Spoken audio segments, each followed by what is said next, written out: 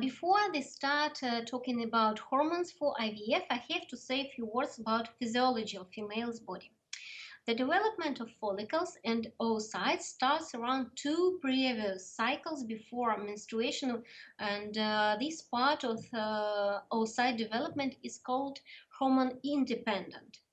So it is going on independently on medicines which can be used during ovarian stimulation. At the beginning of menstrual cycle, we have a cohort of follicles who are ready to grow up. But in natural cycle, only one of them will grow up. FSH, follicular stimulating hormone, is a hormone which produced by hypophysis in the head, inside the head, and it starts to affect ovary, and follicle starts to grow up at the beginning of the cycle.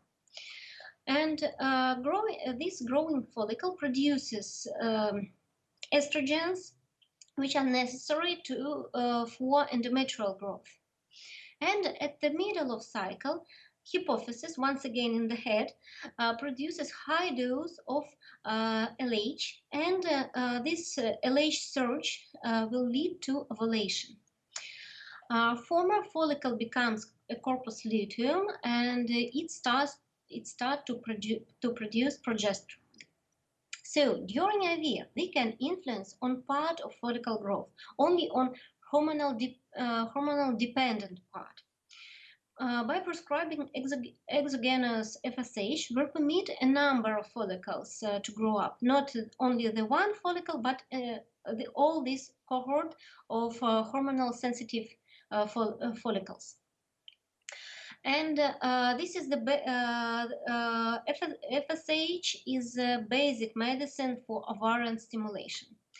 But we need to avoid premature ovulation, and we can prescribe different medicines for this purpose, like GnRH analogs, antagonists, progesterone, or even anti-estrogens. And what I have to say, we have the main shot, the main injection within ovarian stimulation, and this is the trigger for final oocyte maturation.